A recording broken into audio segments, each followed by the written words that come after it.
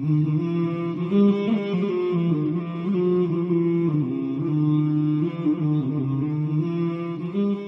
to look at the LGBT community. This is the lesbian, gay, bisexual, transgender community. How does this community fare in light of the Sharia? Because the topic is the Sharia applicable in nowadays? When we look at what we just covered, we will say that most assuredly the Sharia is applicable nowadays.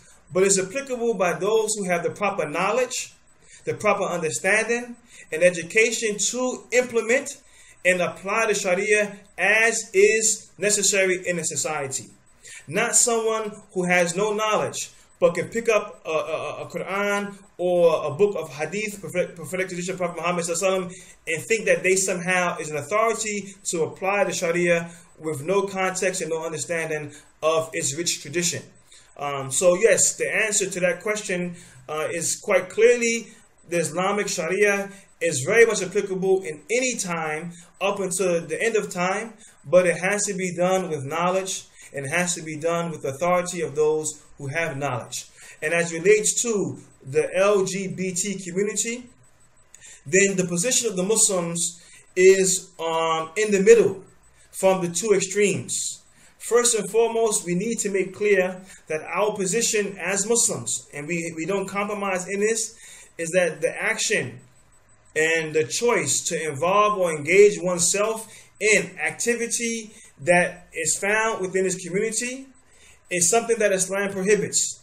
Just as Islam prohibits illicit sexual activity between a man and a woman, then it also prohibits illicit sexual activity between a man and a man or a woman and a woman. Given that reality, our position is that we don't compromise on its prohibition from God. And we don't compromise on the fact that this is something seen and looked down upon and frowned upon as seen as something evil by God. Nonetheless,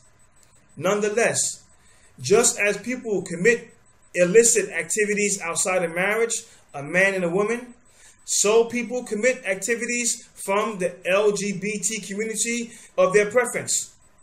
We don't condone it. We don't accept it. We don't advocate for it. We don't advance it. We don't stand arm in arm for them to have the right to do so. But at the same time, we don't take it upon ourselves as vigilantes to think that somehow it's upon the Muslim to go and execute anything against them from the Islamic law.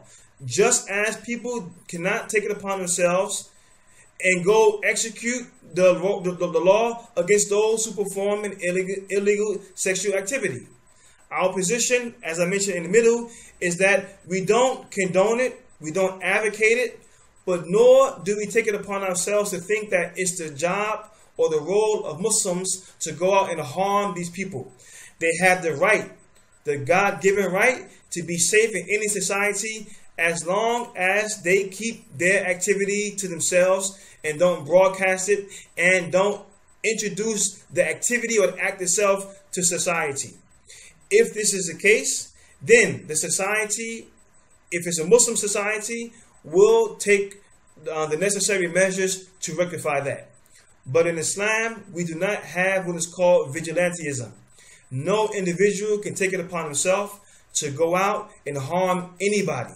And we just got finished looking at this from the principles of the Sharia. No individual from the community can take it upon themselves to go out and harm another individual for any reason. Every application of the Sharia penal code is to be done by the authority of the Islamic State.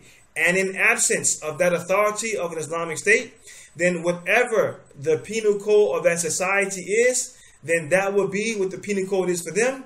And the jurisdiction of Islam is removed because the authority of Islam is not present. This is the position of the Muslims on the LGBT community. We respect them as human beings, and we respect their right to life as human beings and their decision to choose whatever they want to choose for their lifestyle. But we should not take it upon ourselves or try not to take it upon ourselves to go out and think it's our job to harm them. Moreover, we should not compromise on the issue and think that we feel the need to stand with them and advocate the rights for them to advance their personal preference. This is their preference, and we leave their preference to them. This is not our way. And I hope this is clear. And I want to, in closing, say something about this point of the LGBT community, that Muslims, we don't believe that this is something that people are born with and they can't control. It's a sexual urge, or it's a sexual aspiration or inclination, and God has told us that it is upon us to curb our sexual inclination or aspirations. So just as a man should curb himself from going and involving himself with women that's inappropriate, the same way if a woman has inclinations towards another woman, or a man has inclinations towards another man, then they must control that urge and protect themselves from involving themselves in it. They are not held accountable or punished for the urges or thoughts they have, but rather they are held accountable and punished for the action that they involve themselves in. A man may lust after a woman in his heart, but he's not brought to accountability for that. But if he act upon it, then he's responsible for that action. A man may lust after another man, God forbid. Or a woman may lust after another woman, God forbid.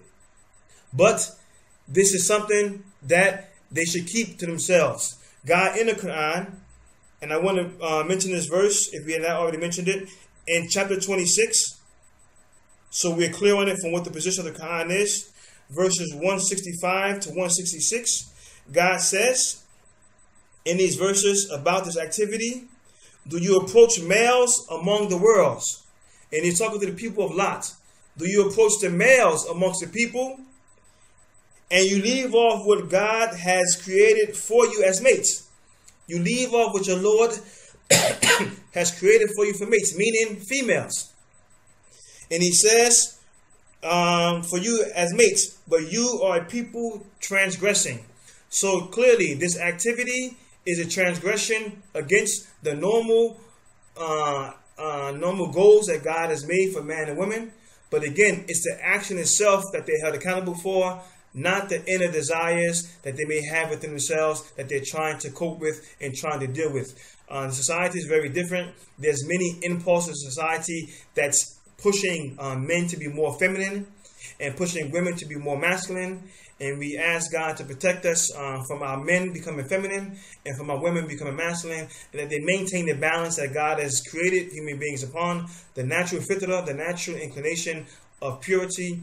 But again, as it relates to this community, in a society where Islamic law is not in place, then they are to be dealt with by the society. And further, it's coming to mind, I want to say that many people look at these people as being very loathsome and despicable, and take a very hard line approach to them. Indeed, the action that they may involve in is despicable and something that we want to never be involved in. Nonetheless, there may be people who have these inclinations that may still aspire to Islam. And they should be treated with the same respect as we treat anybody else, and welcome them into Islam and trying to guide them to the proper behavior as relates to sexuality in Islam.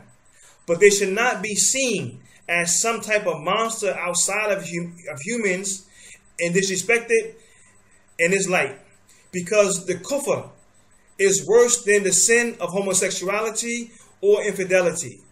The disbelief in God, that sin of disbelief in God, is worse than homosexuality, is worse than lesbianism, is worse than bisexual, transgender, all of the crimes committed that anyone can think of on the earth.